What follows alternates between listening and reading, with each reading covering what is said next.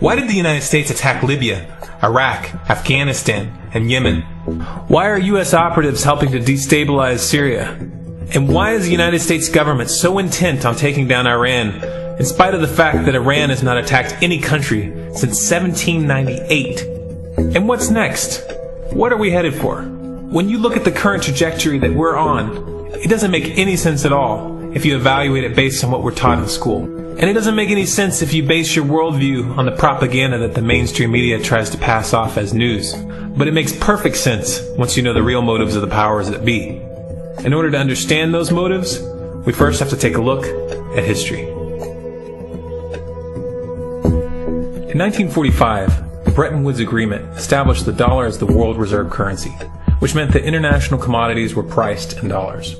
The agreement, which gave the United States a distinct financial advantage, was made under the condition that those dollars would remain redeemable for gold at a consistent rate of $35 per ounce. The United States promised not to print very much money, but this was on the honor system, because the Federal Reserve refused to allow any audits or supervision of its printing presses.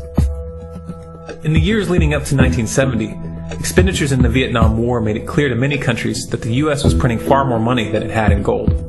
And in response, they began to ask for their gold back. This, of course, set off a rapid decline in the value of the dollar.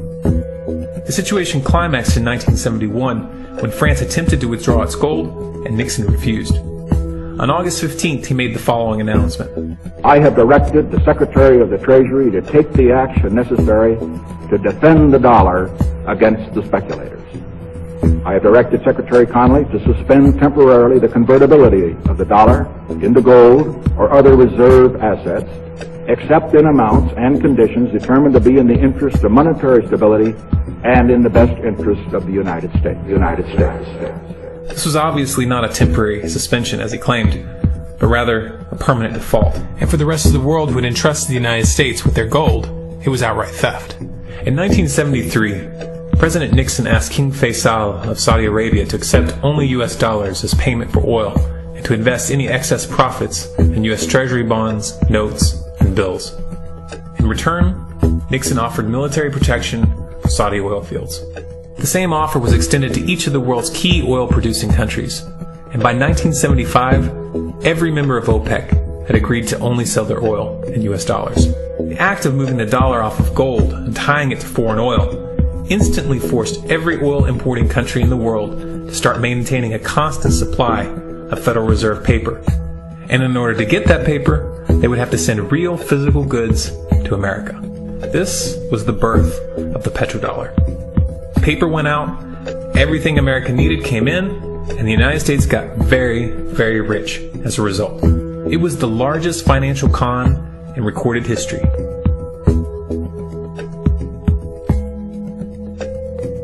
The arms race of the Cold War was a game of poker. Military expenditures were the chips, and the U.S. had an endless supply of chips. With the petrodollar under its belt, it was able to raise the stakes higher and higher, outspending every other country on the planet, until eventually U.S. military expenditures surpassed that of all other nations in the world combined. The Soviet Union never had a chance. The collapse of the communist bloc in 1991 removed the last counterbalance to American military might. The United States was now an undisputed superpower with no rival. Many hoped that this would mark the beginning of a new era of peace and stability. Unfortunately, there were those in high places who had other ideas. Within that same year, the U.S. invaded Iraq in the first Gulf War. And after crushing the Iraqi military and destroying their infrastructure, including water purification plants and hospitals, crippling sanctions were imposed which prevented that infrastructure from being rebuilt. These sanctions, which were initiated by Bush Sr. and sustained throughout the entire Clinton administration, lasted for over a decade and were estimated to have killed over 500,000 children. The Clinton administration was fully aware of these figures. We have heard that 500,000 children have died. I mean, that's more children than died in Hiroshima. And you know, is the price worth it? I think this is a very hard choice, but we think the price is worth it. Miss Albright, what exactly was it that was worth killing 500,000 kids for? In November of 2000, Iraq began selling its oil exclusively in euros. This was a direct attack on the dollar and on U.S. financial dominance, and it wasn't going to be tolerated. In response, the U.S. government, with the assistance of the mainstream media, began to build up a massive propaganda campaign claiming that Iraq had weapons of mass destruction and was planning to use them. In 2003, the U.S. invaded, and once they had control of the country, oil sales were immediately switched back to dollars. This is particularly notable due to the fact that switching back to the dollar meant a 15 to 20% loss in revenue due to the euro's higher value. It doesn't make any sense at all unless you take the petrodollar into account. So I came back to see him a few weeks later, and by that time we were bombing in Afghanistan. I said, "Are we still going to war with Iraq?" And he said, "Oh, it's worse than that." He said, he reached over on his desk, he picked up a piece of paper, he said, I just got this down from upstairs, meaning the Secretary of Defense's office today, and he said, "This is a memo that describes how we're going to take out 7 countries in 5 years, starting with Iraq and then Syria, Lebanon, Libya, Somalia, Sudan, and finishing off Iran. Let's take a look at the events of the past decade and see if you see a pattern. In Libya, Gaddafi was in the process of organizing a bloc of African countries to create a gold-based currency called the dinar, which they intended to use to replace the dollar in that region. U.S. and NATO forces helped destabilize and topple the Libyan government in 2011, and after taking control of the region, U.S. armed rebels executed Gaddafi in cold blood and immediately set up the Libyan Central Bank. Iran has been actively campaigning to pull oil sales off of the dollar for some time now, and it has recently secured agreements to begin trading its oil in exchange for gold. In response, the U.S. government, with mainstream media assistance, has been attempting to build international support for military strikes on the pretext of preventing Iran from building a nuclear weapon. In the meantime, they established sanctions which U.S. officials openly admit are aimed at causing a collapse of the Iranian economy.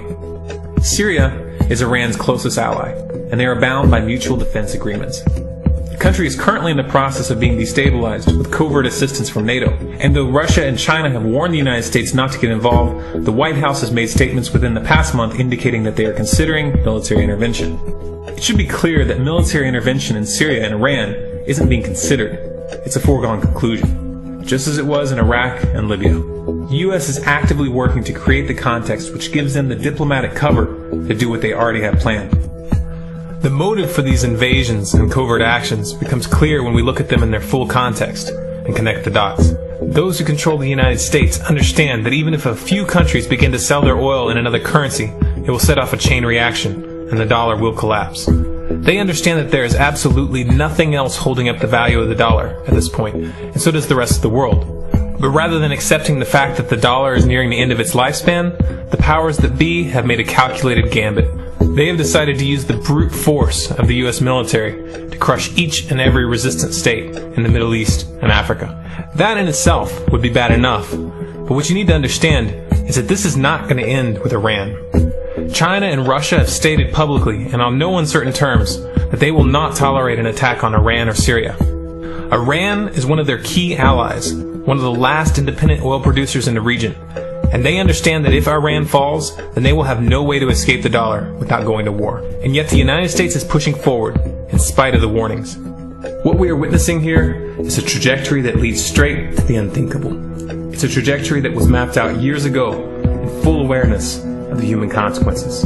But who was it that put us on this course? What kind of psychopath is willing to intentionally set off a global conflict that will lead to millions of deaths just to protect the value of a paper currency? It obviously isn't the president. The decision to invade Libya, Syria, and Iran was made long before Obama had risen to the national spotlight. And yet, he's carrying out his duty just like the puppets that preceded him. So who is it that pulls the strings? Often the best answer to questions like this are found by asking another question. Qui bono? Who benefits? Obviously those who have the power to print the dollar out of thin air have the most to lose if the dollar were to fall. And since 1913, that power has been held by the Federal Reserve. The Federal Reserve is a private entity owned by a conglomerate of the most powerful banks in the world. And the men who control those banks are the ones who pull the strings. To them, this is just a game. Your life and the lives of those you love are just pawns on their chessboard. And like a spoiled 4-year-old who tips the board onto the floor when they start to lose, the powers that be are willing to start World War III to keep control of the global financial system. Remember that when these wars extend and accelerate. Remember that when your son or your neighbor's son comes back home in a flag-draped coffin. Remember that when they point the finger at the new boogeyman, because the madmen who are running this show will take this as far as you allow them to. So how much time do we have left? It's a question I hear constantly, but it's the wrong question. Asking how much time we have left is a passive posture. It's the attitude of a prisoner who's waiting to be taken out to a ditch and shot in the back of the head. What are our chances? Can we change course? Also the wrong question. The odds don't matter anymore. If you understand what we're facing, then you have a moral responsibility to do everything in your power to alter the course that we're on, regardless of the odds. It's only when you stop basing your involvement on the chances of success that success actually becomes possible. To strip the ill-begotten power from the financial elites and to bring these criminal cartels to justice will require nothing less than a revolution.